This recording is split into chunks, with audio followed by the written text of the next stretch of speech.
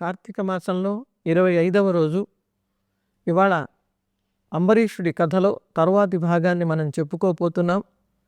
మరి ధర్మపారగులైనటువంటి వాళ్ళు చెప్పినట్టుగా అంబరీషుడు చేసినట్టు భాగవతం చెబుతూ ఉంటే, ఇక్కడ ధర్మం తెలిసినటువంటి విప్రవర్యులు కూడా చెప్పలేనటువంటి ధర్మ సంకటంలో పడి నీవే నిర్ణయం తీసుకోమన్నప్పుడు ఆయన ఆలోచించాడు.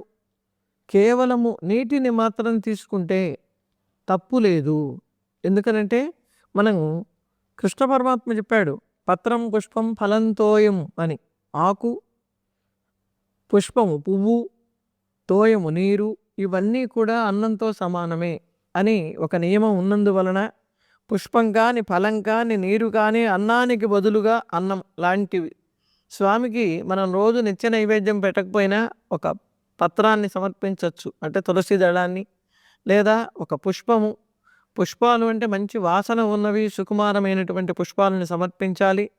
అలాగే నీటిని సమర్పించాలి. ఇప్పటికి కూడా కొన్ని ఇళ్లలో సంప్రదాయం ప్రకారం ఉదయం పూట రాత్రిపూట అర్చనలు చేసేవాళ్ళు. అర్చన అయిన తర్వాత స్వామికి దాహపాత్ర అని ఒక చిన్న వెండి గ్లాసులో కొంచెం తీర్థాన్ని పెడతారన్నమాట. స్వామి రాత్రిపూట కూడా ఆ నీటిని తీసుకుంటాడు అని.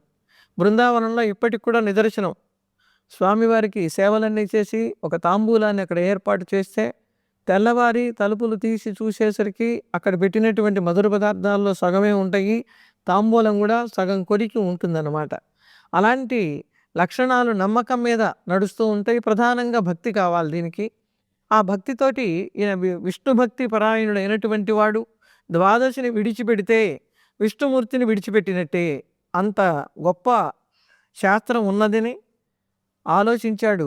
ఆహుశ్చ అభక్షణం విప్రాహ అసితం నాసితం చేయతు. తిన్నట్లు కాదు తినినట్లు కాదు, అంటే తినకుండా ఉండటం కాదు, తినటము కాదు. దానికి మార్గం ఏమిటి అంటే వాళ్ళందరూ కూడా మళ్ళీ ఆలోచించుకుని, రాజుగారికి మనమే ఆలోచన చేసి సిద్ధాంతం చేయలేకపోతే రాజుగారు ఏమి సిద్ధాంతం చేసుకుంటారు అని, అయ్యా మీరు కాసిన మంచినీళ్ళు తాగండి అన్నారు. మంచినీళ్ళు అంటే 3 ఉద్ధరణల తీర్థం తీసుకోమన్నారు. ఎప్పుడైతే సాలగ్రామ తీర్థం తీసుకుంటారో అప్పుడు ద్వాదశి పారణ చేసిన ఫలితం వస్తుంది అని ఆ తీర్థాన్ని తీసుకున్నాడు. 3వ ఉద్ధరణ శాంతం అయ్యి కాకుండానే దూర్వాసుడు వచ్చాడు. అసలు ఆయన చూస్తూ ఉంటే కళ్ళల్లో నుంచి మంటలు తగలబెడుతున్నట్టుగా వస్తున్నాయి. వచ్చాడు. అరే రే, ఎంత దుర్మార్గుడివి నీవు అన్నాడండి. వస్తూనే మహారాజుని పట్టుకుని, నీవు నన్ను అతిథిగా పిలిచి నేను రాకుండా భోజనం చేసేశావు. నిమంత్రియ అతిథి మోహాత్. అతిథిని నియమించిన తర్వాత భోజనం చేయకూడదని నీకు తెలియదా? ఇలా కనుక చేసినట్టయితే నీవు మహాపాపాత్ముడి అవుతావు. ఎవరైతే వాళ్ళ కోసం అన్నం వండుకొని తింటారో వాళ్ళందరూ వాళ్ళ పాపాన్ని వండుకు తిన్నట్టే అవుతుంది. అది పక్వమైనదంటే వండినది కానీ వండనిది కానీ ఏది కూడా స్వీకరించకూడదు. మనం భోజనానికి పిలిచాం కదా అని ఈలోపు మనం వాళ్ళు రాకుండా పండు తిన్నా కూడా దోషమే వస్తుంది. నీవు తీర్థాన్ని తీసుకుని ద్వాదశి పారణను పూర్తి చేశావు, ధర్మ మర్యాదని అతిక్రమించావు. ఇప్పటి వరకు నీవు ధర్మాత్ముడివి, ధర్మధ్వజుడివి అనుకున్నాం. ధర్మానికి నువ్వు జెండా లాంటి వాడివి. అటువంటి నువ్వు ధర్మ మర్యాదని అతిక్రమించి ఉన్న మర్యాదని మొత్తం భేదం నాశనం చేసేసావు. పాపాచారుడు అయినావు. ఈ పాపాన్ని ఆచరించేటటువంటి వాడు రాజుగా ఉండటానికి వీల్లేదు. ఎంత అవమానం చేస్తే నీకు శ్రేయస్సు కలగదు. నాకు చాలా కోపం వచ్చింది అని ఆయన ఉగ్ర రూపాన్ని చూపించి భయంకరంగా మాట్లాడటం మొదలుపెట్టాడు. అప్పుడు పరమశాంతుడైనటువంటి అంబరీషుడు ఆయన పాదాల మీద పడి, నన్ను రక్షించండి, ధర్మంలో నేను నిర్ణయం చేసుకోలేకపోయాను, ఈ ధర్మాన్ని దాటితే నేను పాపం అనే బురదలో పడతాను, నన్ను మీరు దయతోటి రక్షించండి. నేను రాజుని, నాకు ధర్మాలు పూర్తిగా తెలియవు. మీరు విప్రుడు అంటే శాంతానికి మారుపేరు. మీరు శాంతించకపోతే ఎలాగా? బ్రాహ్మణులు చాలా క్షమావంతులు, మీ వంటి వాళ్ళకి ఇటువంటి కోపం తగదు అని ఇట్లా దూర్వాసుని చాలా స్తోత్రం చేస్తూ ప్రసన్నుని చేసుకోవాలని పాదాల మీద పడి నమస్కారం చేశాడు. శిరసి అతాడయద్భూపం వామపాదేన నిర్ఘృణ. ఇంత ప్రార్థిస్తున్నటువంటి అంబరీషుని గురించి ఆలోచించకుండా ఎడమ కాలితో ఒక్క తన్ను తన్నాడు అంబరీషుడి తలని దూర్వాస మహర్షి. ఎవ్వరికీ కూడా అహంకారం పనికిరాదు. మహర్షులు తపస్సు చేసి ఒక తపశ్శక్తిని సంపాదించి ఆ సంపాదించిన తపశ్శక్తిని లోక కళ్యాణానికి వినియోగించాలి కానీ ఇలా దుర్మార్గంగా వినియోగించకూడదు. ఇలా వినియోగిస్తే పరమాత్మ కూడా క్షమించడు వాళ్ళని. అటువంటిది ఎప్పుడైతే మహాభాగవతుడైనటువంటి అంబరీషుణ్ణి తన్నినవాడు ఊరుకోకుండా కోపంతో మరి నిందించటం మొదలుపెట్టాడు, శపించటం మొదలుపెట్టాడు. మనకి భాగవతంలో శపించినట్టు లేదు, ఈ పురాణంలో శపించినట్టుగా ఉన్నది. ఏమని శపించాడు? నీవు మీనము, కూర్మము, వరాహము, వామనుడు, మరి తర్వాత బ్రాహ్మణ వికృతానన బ్రాహ్మణ, క్షత్రియుడివి, రాజ్య అనర్హుడివైనటువంటి వాడివి, దురాచారుడివి, పాషండ మార్గవేత్తవి, ఇలా 10 రకాలుగా నీవు మారిపోతావు అని శాపాన్ని ఇచ్చాడు. అసలు దూర్వాసుడి కాళ్ళ మీద పడి దూర్వాసుడి చేత తన్ను తిన్న తర్వాత కూడా అంబరీషుడికి ఈ స్పృహ లేకుండా మనస్సులో విష్ణుమూర్తిని ధ్యానం చేయటం మొదలుపెట్టాడు.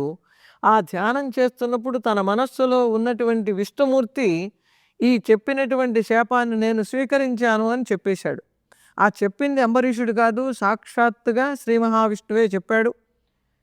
ఇప్పటి వరకు ఊరుకున్నాడు, మళ్ళీ శపించబోతున్నాడు. ఒక శాపం చాలా, ఒక శాపంలోనే 10 జన్మలు.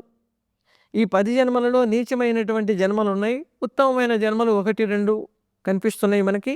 అటువంటి జన్మలని ఎత్తమని శపించి మళ్ళీ శపించటానికి పూనుకోగానే విష్ణుమూర్తి సహించలేక అప్పుడు సుదర్శన చక్రాన్ని ప్రయోగించాడు. ఈ సుదర్శన చక్రం చాలా భయంకరమైనటువంటిది. ఎంత ప్రతాపంగా ఉంటుంది అంటే 1,000,000 సూర్యులతో సమానమైన కాంతి. ఆ కాంతిని చూస్తేనే కళ్ళు చెదిరి మిరిమిట్లు గొలిపి ఉన్న చూపు కూడా పోయేటటువంటి అవకాశం ఉంది. అంత తీక్ష్ణమైనటువంటి సుదర్శనాన్ని ప్రయోగించగానే ఆ సుదర్శనం దుర్వాస మహర్షి వెంట పడింది. ఎన్ని లోకాలో తిరిగాడు, మహర్షులను శరణవేడాడు. బ్రహ్మ మరి కైలాసానికి వెళ్ళి శంకరుణ్ణి అడిగాడు. ఎక్కడికి వెళ్ళినా కూడా ఆయనకి శాంతి లభించటంలా. దాక్కుందామని సముద్రంలోకి వెళుతున్నాడు, భూమిలో దూరుతున్నాడు, ఆకాశంలోకి వెళుతున్నాడు. ఏ ప్రాంతానికి వెళుతూ ఉంటే ఆ వెళ్ళిన చోటల్లా సుదర్శనం వెంటపడుతూనే ఉంది. ఈ సుదర్శనము సాధారణంగా శాంతంగా ఉన్నంత వరకు ఉంటుంది. కోపం వచ్చిందా భస్మీభూతం చేస్తుంది. ఇంకా మహర్షుల, దేవతల, రాక్షసుల అనేది దానికి అనవసరం. స్వామి చెప్పాడు, స్వామి చెప్పిన పని చేయటమే.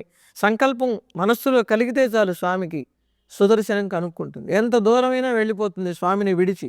ఎందుకోసం? స్వామి ఆజ్ఞని పాటించటం కోసం. అదే పాంచజన్యం ఎంత శాసించినా వెళ్ళదు. స్వామి నీవు తప్ప నేను ఎక్కడికి వెళ్ళలేను, నేను నంటిపెట్టుకుని ఉంటాను అని ఆయన చేతిలోనే ఉండి ఆయన ఊదితేనే మోగుతుంది, పలుకుతుంది. కానీ సుదర్శనంలాగా వెళ్ళలేదు. అందుకనే మొట్టమొదటి స్థానం సుదర్శనానికి ఇచ్చారు. ఈ అతిభీషణమైనటువంటి సుదర్శనము చాలా దుష్ప్రేక్ష్యం, అంటే చూడటానికి వీలు లేనటువంటిది అయిపోయింది. దూర్వాసుడు మామూలు వాడు కాదు ఆయన. ఈయన ఎవరు? శంకరుడి అంశతో పుట్టినటువంటి వాడు. అందుకనే పరీక్ష చేయటానికి దుర్వాస మహర్షిని ఎక్కువగా పంపిస్తూ ఉండేవాడు.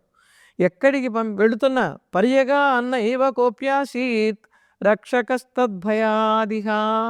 ఆ సుదర్శన చక్రం నుండి రక్షించగలిగిన వాళ్ళు దేవతలలో కనిపించనందువలన భయపడి ఈయన విష్ణులోకానికి వెళ్ళాడు. ప్రాణ సంకటంలో కొట్టుమిట్టాడుతున్నాడు. ఎవరికైనా ప్రాణభయం ఒకటే. చిన్న జంతువు నుంచి పెద్ద మనిషి వరకు కూడా ప్రాణభయం. పెద్ద పెద్ద మనకంటే బలమైన జంతువులకు కూడా ప్రాణభయం ఉంటుంది. మనం చూస్తే వాటిని చంపేస్తామేమోనని వాటి రక్షణ కోసం అవి మనల్ని చంపుతాయి. అవి మనల్ని చంపుతాయనే భయంతో మనం వాటిని చంపడానికి ప్రయత్నం చేస్తాం. అందుకని ప్రాణ సంకట స్థితి ఎందువల్ల ఏర్పడింది దుర్వాసుడికి అంటే, ఎవరైతే అసలు శిశులైనటువంటి హరిభక్తులు ఉంటారో, అంటే కేవలం మేం భక్తులం అని చెప్పుకోవటం మాత్రమే కాకుండా ఆచరణలో భక్తిని చూపించేటటువంటి వాళ్ళకి ద్రోహం కనుక చేస్తే, వాళ్ళ మీద కోపాన్ని ప్రదర్శిస్తే తప్పనిసరిగా ఎంతటి వాడికైనా సరే సంకటం వస్తుంది. ఏ సంకటం? మామూలు సంకటం కాదు. అంబరీషుడికి ధర్మ సంకటం వస్తే దూర్వాసుడికి ప్రాణ సంకటం వచ్చింది. హరిభక్తావమానేన బభూవ ప్రాణ సంకటం. హరిభక్తులకి అవమానం చేస్తే తప్పనిసరిగా ప్రాణానికి ముప్పు వస్తుంది అని తెలుసుకున్నాడు. తెలుసుకుని పరిగెడుతూ వైకుంఠలోకానికి వెళ్ళాడు. ఎందుకని వెళ్ళాడు అంటే, ఇది ఆయన ఇచ్చిందే కదా, ఆయన చేతిలోది, ఆయన చెప్తే మాట వింటుంది అనేటటువంటి దృఢమైనటువంటి నమ్మకంతో దూర్వాసుడు వైకుంఠలోకానికి వెళ్ళి ఆ వైకుంఠ స్వామిని ప్రార్థించడం మొదలుపెట్టాడు. ఏ విధంగా ప్రార్థించాడో, ఏ విధంగా స్వామి సమాధానం చెప్పాడో రేపటి అధ్యాయంలో తెలుసుకుందాం.